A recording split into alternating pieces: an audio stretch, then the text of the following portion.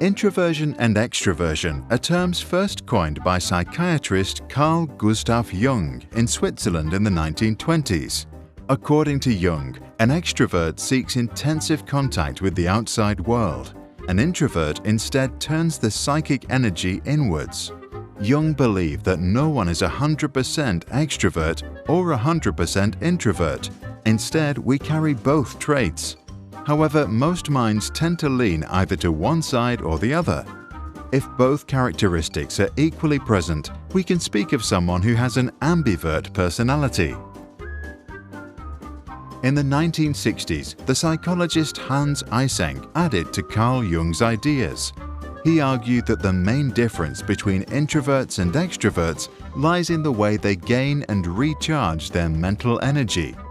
By nature, introverted people have a higher level of brain activity and therefore feel a greater need to shield themselves from external stimuli. By withdrawing themselves, they gain mental energy. The neuronal activity of extroverts is lower.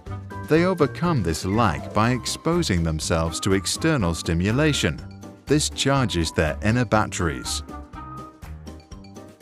To illustrate the difference, let's compare two imaginary children.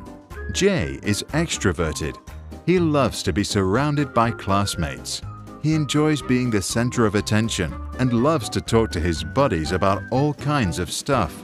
He organizes football games with strangers and right after is open to playing ping pong with someone else. By seeking social stimuli, he gains mental energy. Anne is introverted. As others play around in the park, she often enjoys sitting alone watching. At home, she plants herbs in the garden all by herself. She slowly becomes a real expert in this field, but that's her secret. To recharge her batteries, Anne needs peace and quiet time. Introverts are not necessarily shy, even if it appears they like to walk away from small talk. Anne, in fact, is not shy at all. She is not afraid to talk to anyone, not even seniors. When too many people are around and the conversations become superficial or confusing, she gets super tired. Her strategy is to fade out and go inside herself to recharge through silence. Jay loves to have many people around him. To jump from one conversation to the next stimulates him. Some experts claim that extroverts and introverts use different brain areas to form their thoughts. An extrovert tends to use short-term memory and therefore is able to come to fast associations. Jay therefore talks fast and a lot. He appears smart because his brain always offers an answer quickly. However, he often speaks before he thinks and later changes his mind.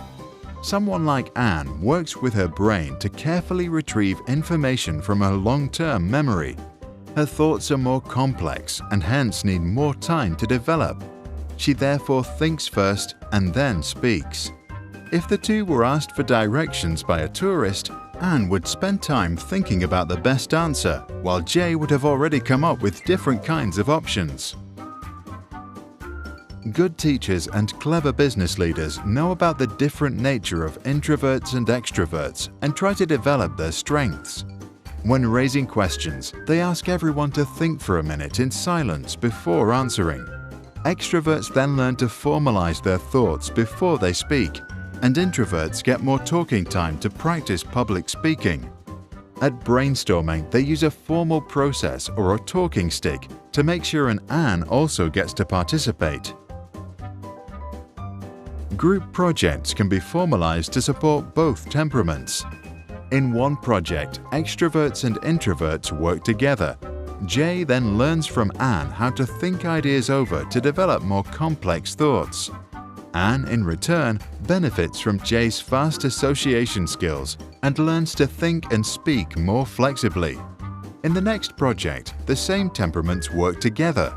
Then they see their own traits in the opposite person. If confronted with problems in teams of the same character, introverts need to speak up and extroverts are forced to think deep to proceed.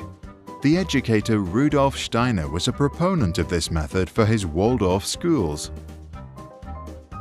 Psychologist Jerome Kagan's research on temperament in toddlers showed that many character traits we are born with make it into adulthood. He confronted 500 babies with different stimuli, like loud sounds and bad smells. Around 20% of the babies cried or got nervous, 40% stayed relaxed, and the other 40% were somewhere in between. A second test years later showed that babies who didn't react strongly turned out to be more extroverted. What about yourself? Do you consider yourself more introverted or extroverted? Or do you think this classification is flawed and there is no such thing? Please share your thoughts in the comments below.